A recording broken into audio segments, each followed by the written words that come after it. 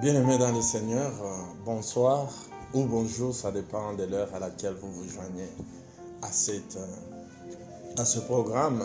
Nous vous souhaitons le bienvenue sur votre chaîne Jésus la Porte TV. Moi, c'est votre humble serviteur, le pasteur Willy Musungula. L'instrument que Dieu veut utiliser ce soir pour vous communiquer sa sagesse. Et ce soir, nous nous retrouvons autour d'un thème qui s'intitule « La victoire, une affaire des races ». Je crois que vous l'avez bien compris.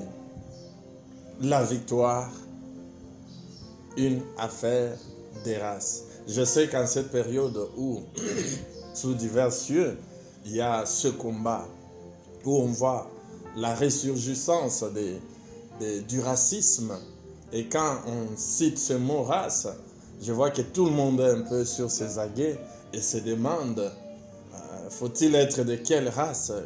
En quoi la victoire est liée à la race? Donc ici, soyez rassurés qu'il ne sera pas question du racisme, mais nous allons comprendre la race autrement. Alors avant toute chose, inclinons nos têtes dans la prière et recommandons ce moment afin que la sagesse de Dieu puisse nous communiquer ce qu'on appelle le discernement, que nous puissions discerner effectivement qu'est-ce que Dieu veut nous enseigner ce soir. Est-ce que tu peux baisser ta tête dans la prière? Oui, Père éternel, nous te disons merci.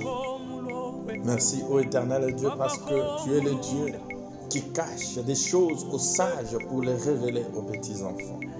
Merci parce que tu es le Dieu de qui vient le vouloir et le faire, de qui vient l'être et les mouvements. Nous te disons merci Seigneur parce que tu nous réunis autour de ta table pour partager ce pain de la vie qui est ta parole, car l'homme ne vivra pas du pain seulement, mais de toute parole qui sort de la bouche de Dieu. Oui Seigneur, nous prions pour nous adresser à toi. Et toi, c'est à travers ta parole que tu t'adresses aussi à nous. Laisse que ce moment soit béni. Que le Saint-Esprit nous conduise en toutes choses. Au nom de Jésus-Christ. Amen. Bien-aimés, comme nous l'annoncions dans l'introduction, nous voulons partager une réflexion, une sagesse de Dieu concernant le combat, la victoire, où la race intervient. Donc, la Bible nous révèle aussi que la victoire dépend de la race. Comment cela? Nous allons lire notre texte de base. Nous le trouvons dans le livre d'Esther au chapitre 6. Vous pouvez lire tout le chapitre, mais moi je vais faire une lecture kangourou en sautant certains versets pour faire l'économie du temps. Alors, nous lisons Esther 6, verset 13. Le premier verset nous dit ceci. Cette nuit-là, le roi ne put pas dormir. Il se fit apporter le livre des annales, les chroniques. On les fut devant le roi. Et on trouva écrit que Mardochée avait révélé au sujet de Bigtan et de Teresh, les deux eunuques du roi garde du seuil qui avaient voulu porter la main sur le roi Ahasuérus. Et le roi dit, quelle marque de distinction et d'honneur Mardochée a-t-il reçu pour cela? Il n'a rien reçu, répondirent ceux qui servaient le roi. Alors le roi dit, qui est dans la cour? Aman était venu dans la cour extérieure de la maison du roi pour demander au roi de faire pendre Mardochée au bois qu'il avait préparé pour lui. Les serviteurs du roi lui répondirent, c'est Aman qui se tient dans la cour. Et le roi dit qu'il entre. Aman entra et le roi lui dit, que faut-il faire pour un homme que le roi veut honorer? Aman se dit en lui-même, quel autre que moi le roi voudrait-il honorer? Aman répondit, pour un homme que le roi veut honorer, il faut, nous sautons tous ces passages et nous lisons le verset 12. Mardoché retourna à la porte du roi et Aman se rendit en hâte chez lui, désolé et la tête voilée. Aman raconta à Zerek, sa femme, et à tous ses amis tout ce qui lui était arrivé. Écoutez maintenant où nous tirons notre sujet. Et ses sages, et Zerek, sa femme, lui dirent, si Mardoché, devant lesquels tu as commencé de tomber, est de la race des Juifs, tu ne pourras rien contre lui, mais tu tomberas devant lui. Bien-aimés, nous venons de vous annoncer le thème de ce soir qui s'intitule « La victoire, une affaire des races ». Et où est-ce que nous tirons cette pensée? C'est dans Esther 6, au verset 13, où l'histoire de Aman et Mardoché nous montre que Aman avait médité de faire pendre Mardoché, parce que quand Aman a été élevé au-dessus de tous les chefs du roi Ahasuérus, Aman a voulu que tout le monde se prosterne devant lui. Et tout le monde, à son passage, tout le monde s'inclinait sauf Mardoché. Et il avait conçu de tuer Mardoché qui n'était qu'un sentinelle. Les Français actuels acceptent qu'on parle d'un sentinelle parce qu'anciennement on appelait une sentinelle même si c'était il s'agissait des hommes. Donc Mardoché n'était qu'un sentinelle et Aman, quand il a été élevé en dignité, il a voulu qu'à son passage tous les chefs, tous les autres subalternes s'inclinent, se prosternent devant lui. Mais comme Mardoché qui n'était qu'un simple sentinelle ne se prosternait pas devant Aman, et Aman a décidé de trouver des raisons pour faire pendre Mardoché. Il a manipulé le roi, ce qui se fait même actuellement dans les entourages des présidents. Nous constatons que généralement, les présidents sont victimes souvent des manipulations de leurs conseillers. Il a conseillé le roi pour signer des lois qui obligeraient une sorte d'idolâtrie, sachant que les Juifs qui étaient en déportation à cette époque-là, à Babylone, ne pouvaient pas accepter cette loi et que par là, qu'ils soient tous éliminés, y compris Mardoché. Mais voilà que Dieu est souverain même dans les moindres détails. Dieu a fait assez que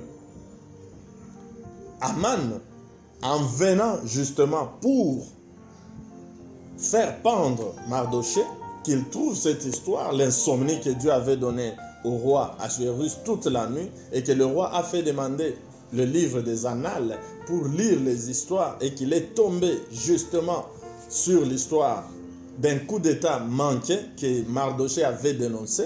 Et le roi s'est dit, ben écoutez, cet homme m'avait sauvé la vie, qu'est-ce qu'on a fait pour lui? Et on n'a dit rien. Et il s'est dit, ben écoutez, qui est dans la cour?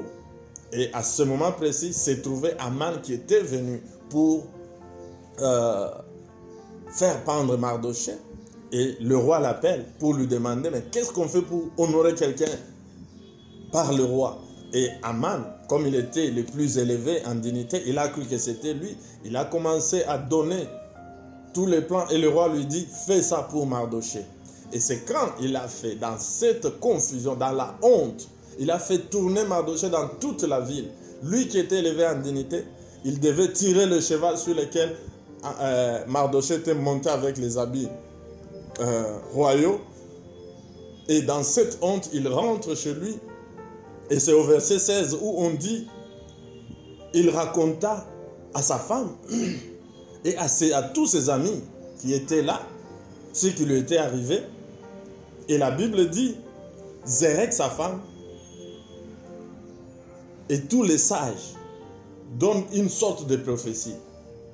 Il dit, si Mardoché devant lequel tu as commencé de tomber est de la race des Juifs, tu ne pourras rien contre lui, mais tu tomberas devant lui. Avant d'entrer vraiment en profondeur de ce passage, nous voulons un peu faire une petite mise au point. Quand nous retournons au commencement, nous voyons que Dieu en créant toutes choses, en créant le monde, il a commencé par s'adresser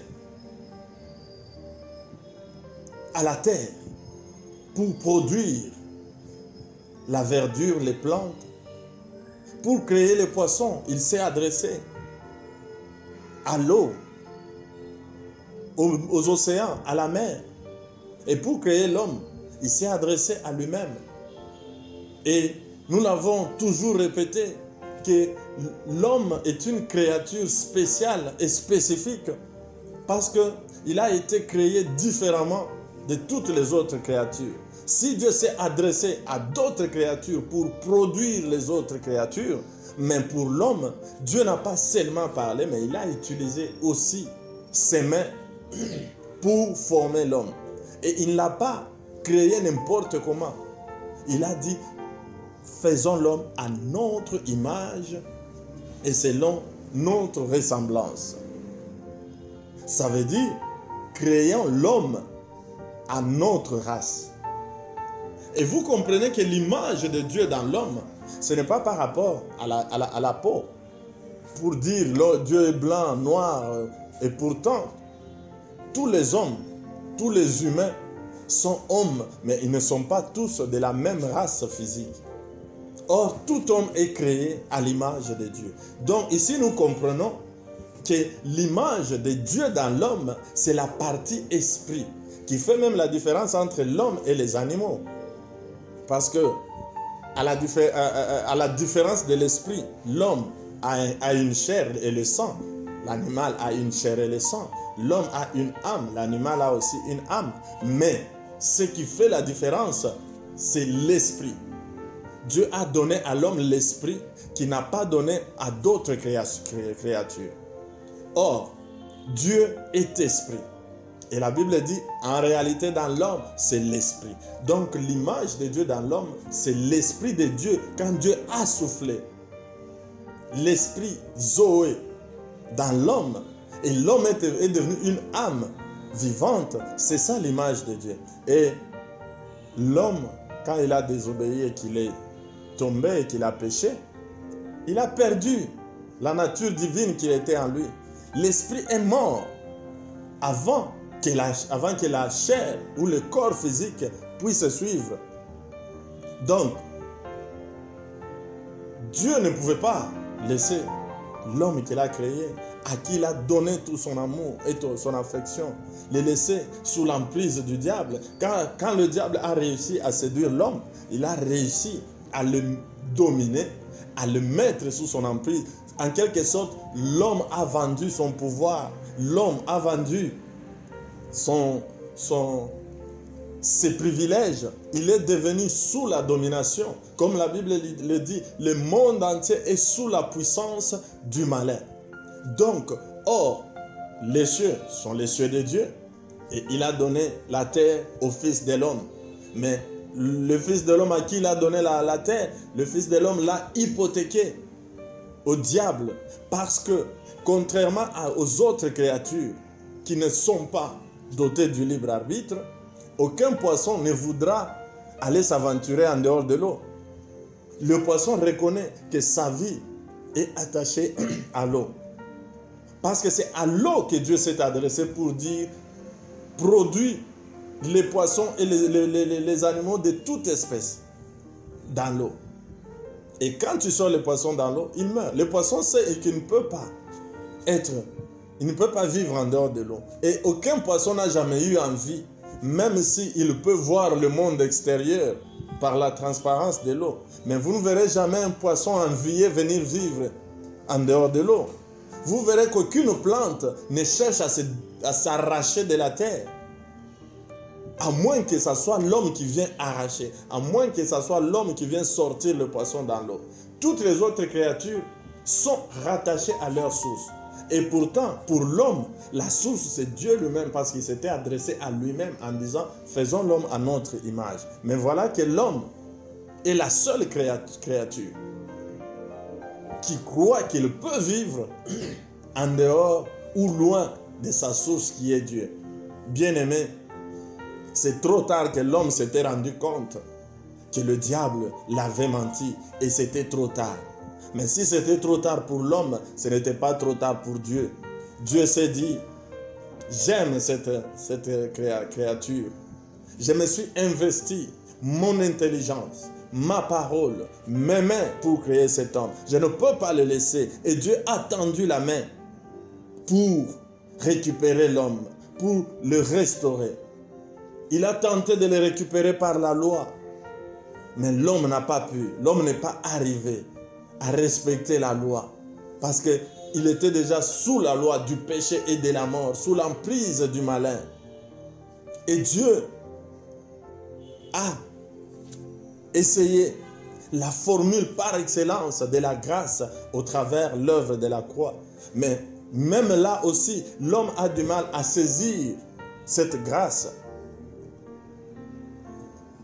Parce que malgré sa bonne volonté, il a en face de lui un adversaire coriace, le diable, qui lui lutte pour maintenir l'homme sous sa puissance, sous sa domination.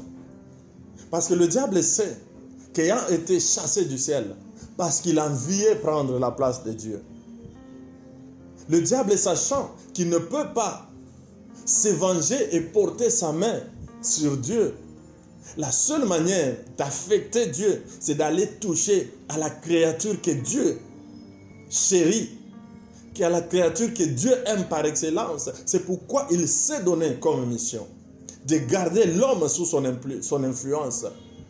Il le fait par la première arme qui est la séduction, le mensonge.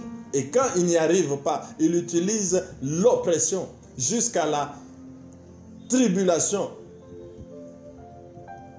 jusqu'à la persécution. Tout ça pour maintenir, à défaut de maintenir l'homme, les voler, l'égorger et les détruire. C'est pourquoi, quand Christ déclinait son ordre de mission, quand il donnait les raisons pour lesquelles il a été oint, il disait « L'Esprit du Seigneur est sur moi, car il m'a oint pour. » Et parmi les raisons, il dit « Pour proclamer aux captifs leur délivrance. » Ça veut dire Dieu reconnaît que l'homme est captif. Il est captif de qui? Du malin, du pouvoir, de la puissance des mondes des ténèbres. Et que Christ a été oint pour proclamer, pour délivrer l'homme de la captivité afin de le restaurer dans sa divinité. Comme nous l'avions dit dans l'émission passée, nous avons dit que l'homme, en désobéissant, il n'a pas seulement perdu sa communion avec Dieu, mais il a perdu sa divinité. Alors quand Christ est venu les restaurer, il n'a pas seulement restauré la communion avec Dieu. Ce qui veut dire que l'homme n'a pas été seulement réconcilié avec Dieu par l'œuvre de la croix, mais il a été aussi réconcilié avec lui-même. Nous disions que beaucoup de gens sont réconciliés avec Dieu et ils se sont arrêtés là. Ils ne se sont pas réconciliés avec eux-mêmes. Se réconcilier avec eux-mêmes, c'est prendre conscience qu'en Jésus-Christ, après l'œuvre de la croix, nous redevenons une nouvelle créature selon l'objectif primordial ou l'objectif originel pour lequel Dieu avait créé l'homme. Alors, sachant que Christ est venu pour délivrer l'homme de la captivité, Christ lui-même a dit « Tout pouvoir m'a été donné dans les cieux, sur la terre et sous la terre. Allez !» Et quand il nous a envoyés, il nous a donné aussi ce pouvoir de marcher sur les serpents, les scorpions et sur toute la puissance de l'ennemi. Et que rien ne peut nous nuire. Et c'est dans l'exercice de ce pouvoir qu'aujourd'hui, nous rencontrons dans les églises toutes sortes de délivrances. Parce que l'objectif est d'arracher l'homme de l'emprise du diable pour les restaurer au travers la parole, les baptêmes et le Saint-Esprit. Mais là-dessus, nous trouvons qu'il y a toutes sortes de délivrances dont certaines bibliques, mais malheureusement certaines non bibliques. Et aujourd'hui, si je peux invoquer l'une des délivrances bibliques et beaucoup plus efficaces, c'est la parole de Jésus-Christ qui dit « Vous connaîtrez la vérité et la vérité vous affranchira ». Ça veut dire quoi? Affranchir, c'est libérer. Affranchir, c'est délivrer. Affranchir, c'est rendre libre. Donc, Christ nous donne que l'un des moyens les plus efficaces pour sortir de l'emprise, pour sortir de cette prise d'otage que l'ennemi a pris les hommes en otage, c'est la connaissance de la vérité. Donc, quand nous parlons de « vous connaîtrez », on ne parle pas de la connaissance scientifique. On ne parle pas de la connaissance astrologique, mais on parle de la connaissance de la vérité. Et non pas n'importe quelle vérité, mais la vérité qui est la parole de Dieu. Car la parole de Dieu contenue dans la Bible n'est pas qu'un ensemble de mots et de phrases, mais la parole telle que la Bible l'a décrit, elle était au commencement, elle était avec Dieu et elle était Dieu. Ça veut dire connaître Christ, qui est la vérité, au travers sa parole, c'est une clé pour la délivrance totale et réelle. Bien-aimé, quand une personne accepte Jésus-Christ comme Seigneur et Sauveur, c'est une perte pour le diable.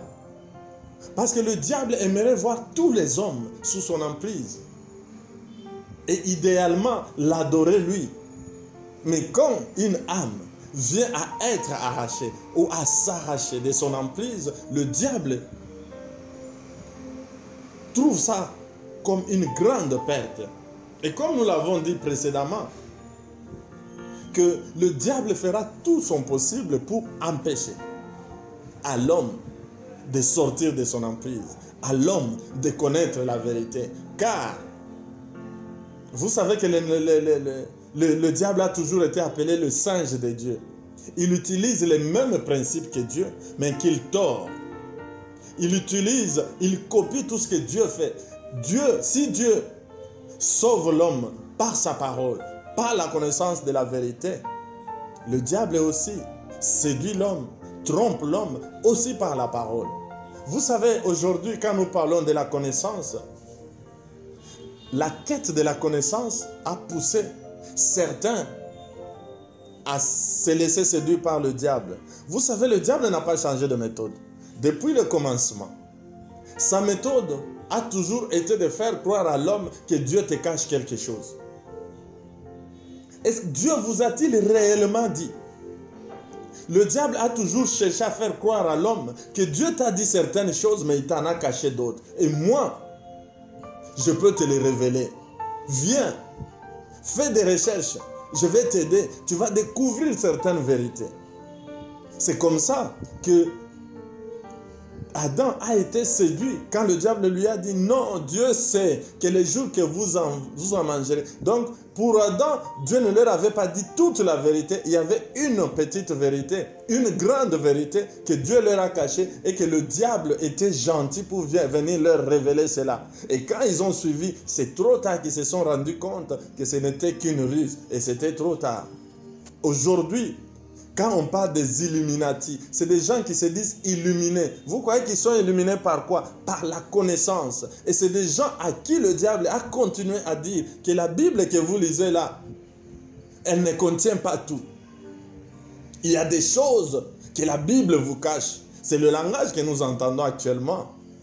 Ce n'est même pas actuellement, depuis la nuit des temps, que la Bible elle est incomplète, qu'il y a l'évangile de Marie, il y a l'évangile de Thomas, il y a l'évangile de Judas. Le diable amène la même ruse. Et l'homme dans le souci, dans la quête de la connaissance, cherche à aller trouver ce que Dieu lui a caché. Bien-aimé, Dieu ne te cache rien.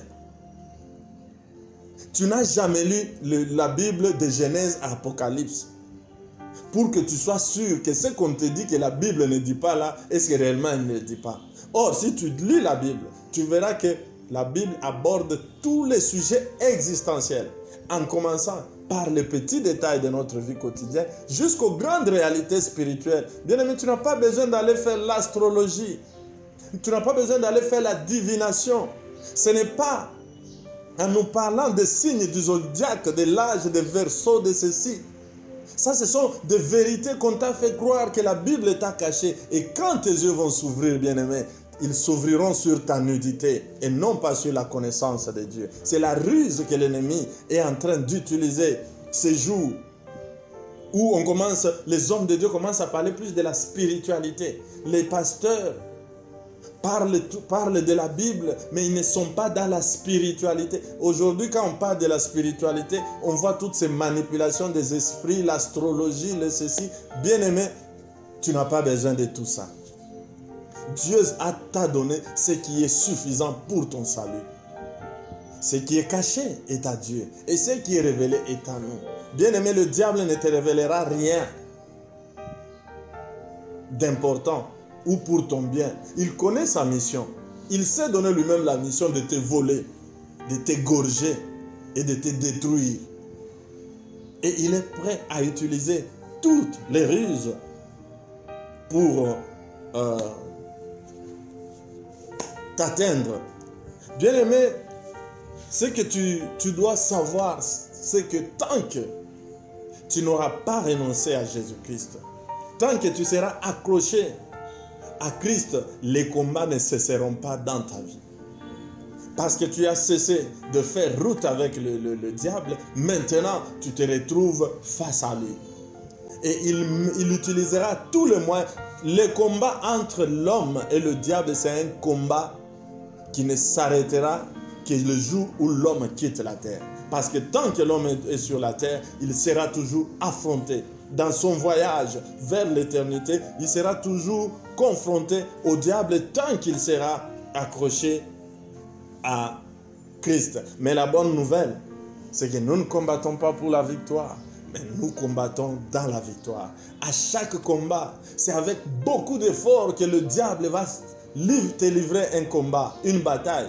Mais toi, c'est sans effort que tu vas le vaincre parce que tu es d'une certaine race. Bien-aimés, quand nous revenons à notre texte que nous avons lu sur Mardoché, on voit ici que la victoire de Mardoché n'est pas liée à sa position politique. Parce que dans la société, politiquement, Aman était plus élevé que Mardoché. Mardoché n'était qu'un sentinelle.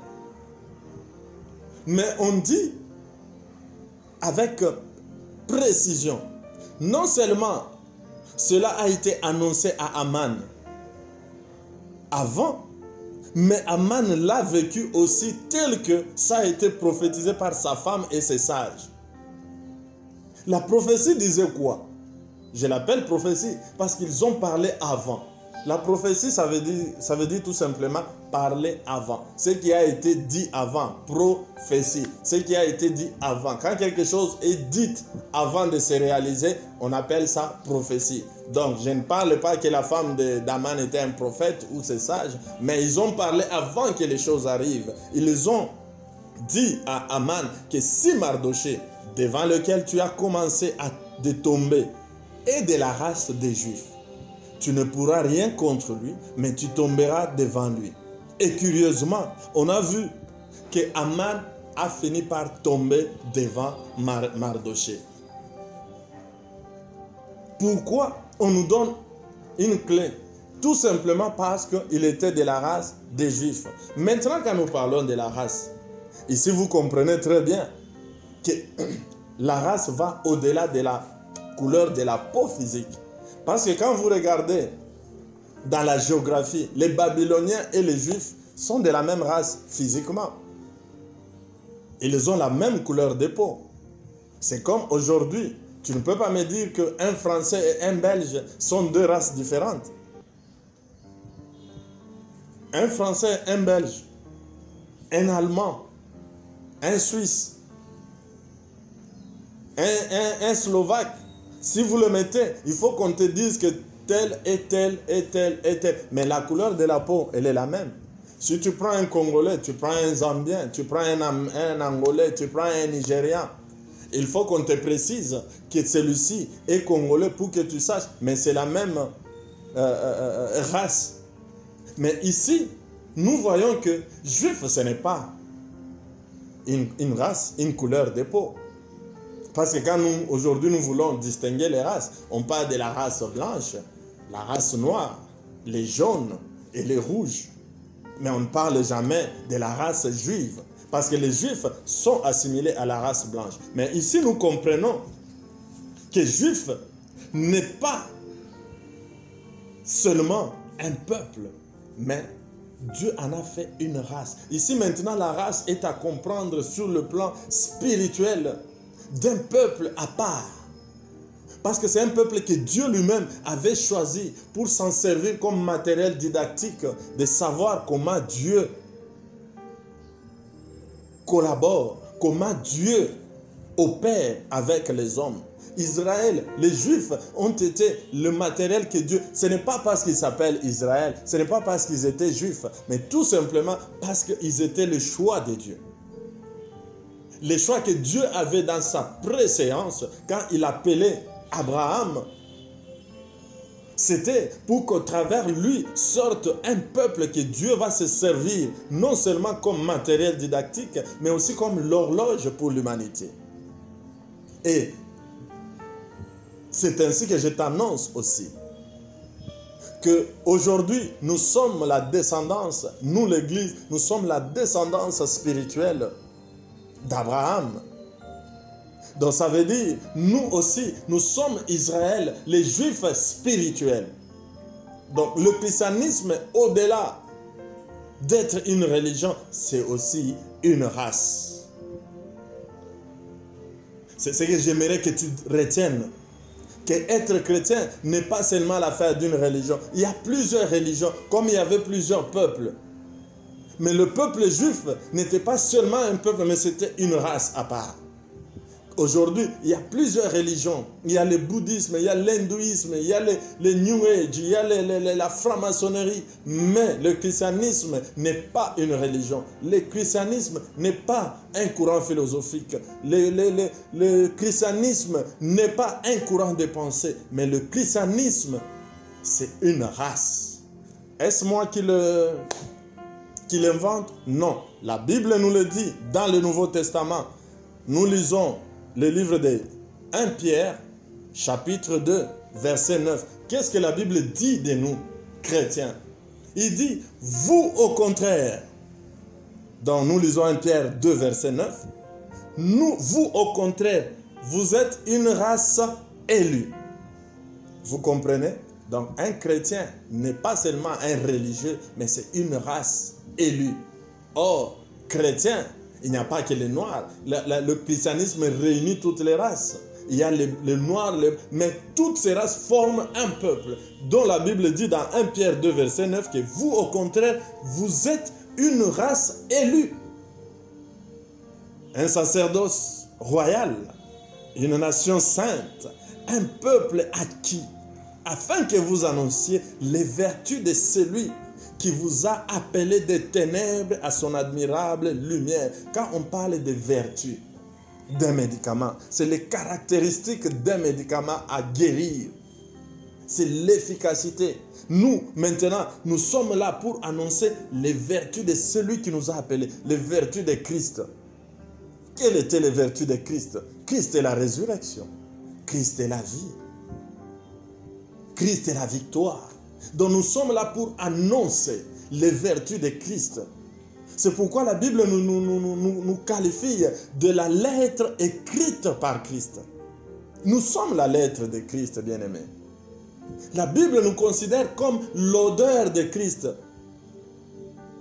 C'est pourquoi un chrétien, bien-aimé, tu ne dois pas te considérer comme n'importe qui. Tu es une race et ta victoire est liée à ta race. Mardoché, ce n'est pas parce qu'il s'appelait Mardoché qu'il a gagné. Et vous voyez que c'était un combat spirituel qui s'est matérialisée. Mais la victoire n'était pas liée au physique ou au matériel, mais la victoire était liée au spirituel. Parce que spirituellement parlant, les Juifs étaient une race. Ta victoire dépend de ta race. Et ici, le problème qui se pose, ce n'est pas le fait de s'appeler chrétien, mais je parle du fait d'être chrétien. Or, aujourd'hui, nous avons toujours deux catégories de chrétiens. Nous avons les chrétiens charnels et les chrétiens spirituels. Bien-aimé, quand tu es un chrétien charnel, tu es celui qui fréquente l'église. Je l'ai toujours dit, dormir dans un garage ne fait pas d'une personne une voiture. Tu peux dormir dans un garage 10 ans, 20 ans. Bien-aimé, tu ne deviendras jamais une voiture. Donc ça veut dire, ce n'est pas le fait de se retrouver dans l'église tout le temps qui fait de toi un vrai chrétien. Mais tu dois être un chrétien spirituel, un chrétien de race. C'est ce qui fait la différence, bien-aimé. Es-tu un chrétien de cachet ou un chrétien de race? Parce que ce qui va nous distinguer, ce qui va nous caractériser, le signe d'un chrétien spirituel, ce n'est pas dans les dons de puissance, mais c'est dans les fruits de l'esprit. Bien-aimé, un vrai chrétien, un chrétien de race, un chrétien spirituel, on le reconnaît par les fruits de l'esprit. La Bible dit ne jugez point, mais vous reconnaîtrez les arbres par quoi? Par leurs fruits. Et on ne parle pas des fruits de manguiers ou de papayers, mais on nous parle des fruits de l'esprit. Pourquoi? Parce qu'un chrétien, comme nous l'avons dit, il est confronté à un combat contre le diable. Et pour ce combat, il y a les armes que la Bible nous donne. Et c'est là maintenant que nous voyons la différence. Parce que les armes que la Bible donne, c'est les armes qu'un chrétien charnel ne peut pas porter. C'est les armes qu'un païen ne peut pas porter. Malgré toute sa bonne volonté. Devant le combat avec le diable, il y a les armes. Or, les armes que Dieu donne, il n'y a que ceux qui ont le fruit de l'esprit qui peuvent les porter. Parce que la ceinture que Dieu te donne dans la Bible, la portée pour le combat, ça s'appelle vérité. Est-ce qu'un escroc peut porter la ceinture de la vérité? Non. Vous voyez que même pour porter le combat, les armes pour le combat spirituel, tu dois être un chrétien de race. Tu dois avoir la nature de Christ. La nature qui est dans les fruits de l'esprit. C'est quand tu deviens un chrétien véridique, quand tu aimes la vérité, que tu peux porter la ceinture. La cuirasse de la justice est réservée pour ceux-là qui aiment la justice. Bien-aimé, pour ne pas citer les politiciens de mon pays, c'est des armes qu'ils ne peuvent pas porter. Bien-aimés, vous comprenez que le vrai combat spirituel n'est pas dans le feu que nous envoyons, dans les armes que nous pouvons simuler avec nos mains. C'est pas là le combat. Le vrai combat, on nous a donné les armes. Mais ces armes-là, un franc-maçon, un occultiste ne peut pas porter le bouclier de la foi. Parce que lui, il a la foi dans la science. Il a la foi dans le diable. Il ne peut pas porter le bouclier de la foi. Ce n'est porté que par ceux-là qui ont reconnu, qui ont reçu Jésus-Christ comme Seigneur et Sauveur réellement. Bien-aimés, on dit, mettez à vos pieds les sandales qui sont les ailes qui apportent l'évangile de paix. Bien-aimés, vous comprenez aussi là-bas qu'il faut que tu sois celui qui annonce la bonne nouvelle de Christ pour porter ces sandales. Et l'épée qu'on nous donne, c'est la parole de Dieu. Si tu ne connais pas la parole de Dieu, tu vas te battre contre l'ennemi avec quelle arme? Vous comprenez que, bien-aimés, au-delà de se faire, de s'appeler chrétien, d'aller à l'église, nous avons intérêt à ce que cette parole de Dieu, que nous citons comme des slogans, nous puissions l'intégrer, qu'elle quitte la Bible, qu'elle soit en nous, que nous puissions la vivre, l'expérimenter. être réellement transformé. Parce que la Bible dit, vous connaîtrez la vérité et la vérité vous affranchira. C'est devenu comme un slogan. Et pourtant, nous voyons qu'aujourd'hui, c'est le plus grand ennemi de l'homme. Même pas aujourd'hui, depuis la nuit des temps, le plus grand ennemi de l'homme, c'est l'ignorance. Parce que c'est l'ignorance que le diable utilise pour nous mater, pour nous dominer, pour nous éloigner de Dieu, pour nous s'imposer sur nous. Et cette ignorance, nous devons le combattre. Bien aimé, la parole de Dieu, elle est simple. Ne cherchons pas à aller à plonger dans des recherches. Aujourd'hui, à force de vouloir pratiquer la spiritualité, nous entendons des évangiles gnostiques.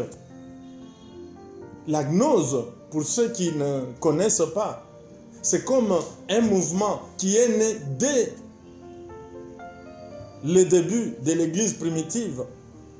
Nous avions d'un côté les disciples, mais de l'autre côté, on avait aussi des gens comme les Simon les magiciens. C'est des gens à qui le diable avait dit que la Bible ne vous dit pas tout. Tu peux aussi atteindre le salut par tes propres efforts, par tes recherches, par ton intelligence. Tu peux questionner même la Bible, tu peux même contredire la Bible. C'est ça le gnosticisme. Donc c'est quand l'homme prend les vérités bibliques, il y ajoute le fait étranger, ça veut dire l'astrologie. Il prend les principes bibliques qu'il déforme, qu'il utilise de manière tordue. C'est comme ça qu'aujourd'hui, vous pouvez entendre les gens vous parler des mystères des Elohim. Les gens vont vous parler de l'âge. Nous entrons dans l'âge des Verseaux. C'est l'âge où, bien aimé, le règne, notre règne, n'est pas pour ce siècle. Notre règne attend quand on va sonner la trompette. C'est là que nous allons régner dans ce monde. Nous sommes dans ce monde, nous ne sommes pas de ce monde. Bien-aimés, tout ce qu'on peut vous enseigner pour régner dans ce monde physique, ou aller entrer dans des parlements, entrer dans des gouvernements, oui, faites-le comme un emploi, comme une carrière, comme un gagne-pain. Mais n'y allez pas croyant que vous êtes en train d'accomplir votre mission, qui est de faire de toutes les nations les disciples. Si tu vas chercher le pain, oui, là tu peux aussi évangéliser. Tu peux te distinguer. Mais cet évangile du Kingdom Now, ça veut dire le règne de Dieu maintenant. Bien aimé, c'est en train de nous amener à la dérive. C'est cet évangile qui a endormi l'Église. L'Église s'est retrouvée plus matérialiste que spirituelle. Bien-aimé, ça ne veut pas dire que vous ne devez pas chercher l'argent. On en a besoin pour vivre dans ce monde. Mais pour avoir l'argent, on n'a pas besoin de devenir chrétien juste pour avoir l'argent. Parce qu'on peut avoir l'argent même sans être chrétien. Donc le but pour lequel Christ est allé à la croix, ce n'est pas pour nous donner l'argent. Parce qu'il sait que l'argent, nous pouvons le trouver nous-mêmes. Mais c'est pour nous donner ce que l'argent ne peut pas nous donner, le salut. Et quand nous avons ce salut, bien-aimé, nous devons aussi les communiquer aux autres. C'est ça la mission. Dieu ne nous bénit pas pour rien, comme nous l'avons enseigné dans l'émission de la fois passée. On a montré que Dieu fait chaque chose pour un but. Nous ne sommes que des canaux, des moyens que Dieu utilise pour atteindre plusieurs. Le salut que Christ t'a donné, c'est pour que tu puisses aussi le communiquer à d'autres. C'est ça la mission. Et ce salut-là, Christ nous l'a donné à la croix. L'argent ne peut pas acheter le salut. Nos efforts physiques ne peuvent pas acheter le salut. Arrêtez de donner votre vie au Seigneur pour des choses que vous pouvez avoir sans Jésus. Parce que si vous regardez la plupart des choses derrière lesquelles les chrétiens courent aujourd'hui, c'est des choses que les païens ont aisément. Et je me demande si c'est pour ça que tu es venu à Christ. Quand tu vas aller annoncer Christ à l'autre, tu vas lui annoncer quoi? Quand tu arrives devant un païen, qui ne connaît pas Jésus, mais qui a des voitures, des maisons, tu vas lui annoncer, tu vas l'évangéliser, ou tu vas lui demander de t'imposer les mains parce que lui, il a des richesses pour que tu sois riche. Bien-aimés dans le Seigneur, revenons à l'essentiel. Nous sommes une race à part. Et notre niveau spirituel, notre qualité spirituelle ne se mesure pas par les biens matériels, bien-aimés. Tu as des choses que tu peux donner au monde que le monde n'a pas. Et ces choses-là, ce ne sont pas des voitures, ce ne sont pas des avions. Le diable lui-même dit, quand il disait à Jésus, à Christ, prosterne-toi devant moi, car le monde, tous les royaumes et leur gloire m'ont été donnés et je les donne à qui je veux. Le diable donne de l'argent. Aujourd'hui, si on cite les 5 premiers milliardaires de ce monde, il n'y a pas de chrétiens, bien-aimés. Et si c'est l'argent, si c'est le règne, si c'est le pouvoir, si c'est la puissance de ce monde pour lequel nous sommes chrétiens, qui devient notre objectif, nous chrétiens, bien-aimés, les païens sont déjà en avance que nous. Si c'est pour ça que tu es chrétien, je peux te conseiller, va voir Bill Gates, va voir Jeff Bezos. Tu n'as pas besoin de Jésus pour avoir l'argent. Et ceux-là, s'ils n'ont pas le Fils, ils n'ont pas la vie. Mais toi, tu as Christ, tu as la vie. Le bonheur n'est pas lié au bien matériel. Ce mauvais évangile a fait croire aux chrétiens que tu as le bonheur quand tu deviens riche. Et c'est comme ça que les chrétiens ne savent plus savourer les acquis qu'ils ont, la paix que Christ donne. Il dit, je vous donne ma paix, je vous laisse ma paix, pas comme le monde là. C'est ça qui fait même la différence, bien-aimé. Un chrétien a une paix qu'un païen n'a pas.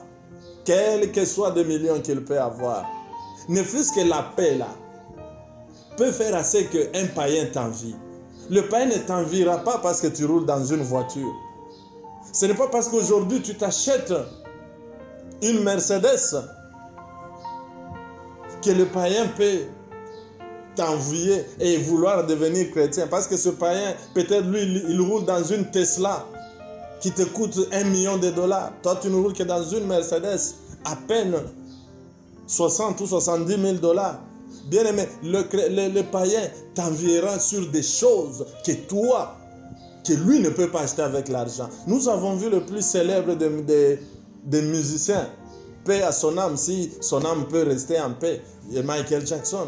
On a vu qu'il avait tout. Quand on a montré un documentaire où il allait faire du shopping en dépensant plus de $2 millions pour acheter des accessoires. Donc il avait un lit qui pouvait coûter des centaines de milliers de dollars, mais il ne pouvait pas acheter le sommeil. Au point que c'est le manque de sommeil qui a tué Michael Jackson. S'il pouvait acheter le sommeil, il ne serait pas mort. Il a acheté le lit, mais il ne pouvait pas acheter le sommeil. Mais toi là, avec Christ, même sur une chaise en plastique, tu dors jusqu'à tomber. Et ça, c'est des choses que tu peux communiquer à un païen en Jésus-Christ.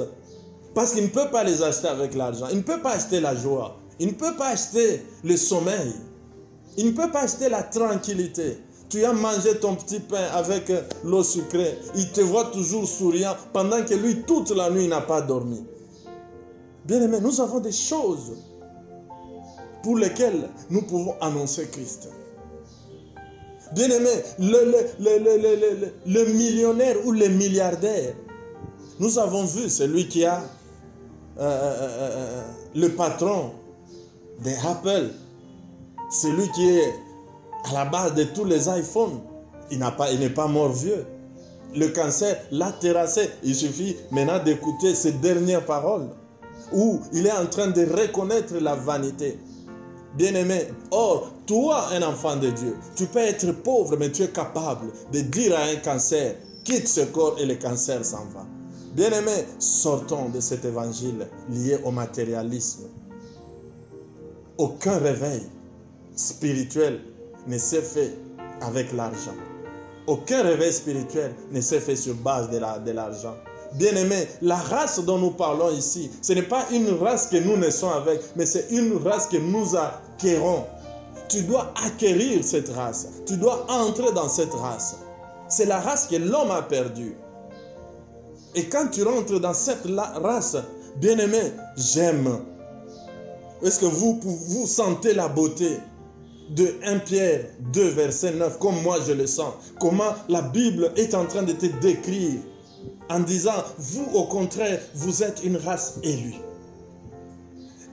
Un sacerdoce royal, une nation sainte, un peuple acquis. Bien-aimé, et ça, votre règne sera visible.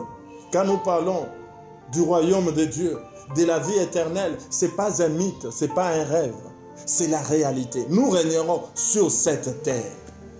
Le paradis, nous irons juste comme en vacances, le temps que Dieu maintenant juge ce monde, que la tribulation commence dans ce monde, que les gens adorent l'antéchrist et qu'ils reconnaissent maintenant que celui qu'ils adorent n'est pas leur ami, parce qu'ils seront sous la tribulation, sous la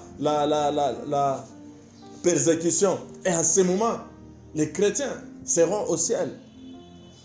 Mais ce n'est pas le ciel, la demeure définitive de l'homme. Nous reviendrons sur la terre où nous régnerons. Sans qu'on ait besoin de passer devant la chair pour parler du règne chrétien. Tu dois régner maintenant. C'est le moment de notre règne. Bien-aimé, de Genèse à Apocalypse, la Bible ne nous a pas, avant l'avènement, avant le son de la trompette, la Bible ne nous a pas annoncé, ni à l'Église, le règne politique ou le règne économique sur la terre. Non. Pendant ce moment que l'Église est encore sous la grâce sur la terre, c'est pour faire de tout le monde les disciples. Dieu met devant nous la vie et la mort, le bien et le mal, mais il te dit choisis la vie. C'est toi qui choisis soit la vie, soit la... Si tu as choisi la mort, bien aimé, tous les mal et tous les péchés que le monde a commis ne resteront pas impunis. C'est pourquoi il y a un moment où Dieu va sonner de la trompette, où les morts ressusciteront. Les morts en Christ, premièrement. Ils se joindront aux vrais chrétiens des races qui seront encore vivants pour rencontrer Christ dans les airs. Et c'est là que Christ va retirer sa grâce dans le monde, bien-aimé. Profitez pendant que l'Église est encore sur la terre. La grâce bénéficie à tout le monde. Même les païens qui bénéficient d'une certaine paix, d'une certaine... C'est parce que la grâce est encore dans le monde, à cause de l'Église. Mais quand Christ va enlever son Église, va enlever son peuple, sa race, bien-aimé, la terre sera invivable. Les 666 dont vous entendez parler là, ça va se réaliser. Tu n'achèteras pas, tu ne vendras pas sans que tu te prosternes devant la bête. Bien-aimé, le nouvel ordre mondial est en train de tracer le chemin. Nous y allons à une vitesse grand V. Nous sommes une génération qui doit faire très très attention, car les signes qui restent ne sont plus nombreux. 2 ou 3 signes et c'est l'avènement du Fils de l'homme. Bien-aimé, j'espère que ce message t'a touché au plus profond de toi. Sors de la distraction. Sors de la distraction. Tu es chrétien. Sache que tu es dans un combat perpétuel. Et la victoire ne dépendra pas de ton éloquence, mais de ta race. Et quand on parle de race, on parle de ceux-là dont parle 1 Pierre, chapitre 2, verset 9. Que cette parole puisse toucher ton intérieur. Que cette parole puisse te transformer, te révolter. Au nom de Jésus, sois béni. Est-ce que tu peux incliner ta tête pour dire merci à Dieu? Oui, tendre Père, nous te disons merci. Parce que tu nous as utilisé ce soir pour parler à tes brebis. Tu as dit, je suis le bon berger, je connais mes brebis et mes brebis me connaissent. Oui, tes brebis entendent ta voix et te suivent. Je sais que Seigneur, cette parole a atteint les cœurs de tes brebis. Car ceux-là qui regardent, qui écoutent ce message, ce sont ceux-là que tu as sélectionnés, Seigneur. Pour ceux qui ne sont pas encore adhérer à cette race qu'il y adhère. Et que ceux qui sont déjà dans cette race aillent propager, Seigneur, ce message dans les nations. Père, laisse que ce moment soit un moment qui a béni tes enfants. Je recommande, Seigneur, la suite de la vie spirituelle et chrétienne de tes enfants sous ton contrôle. Au nom de Jésus. Amen.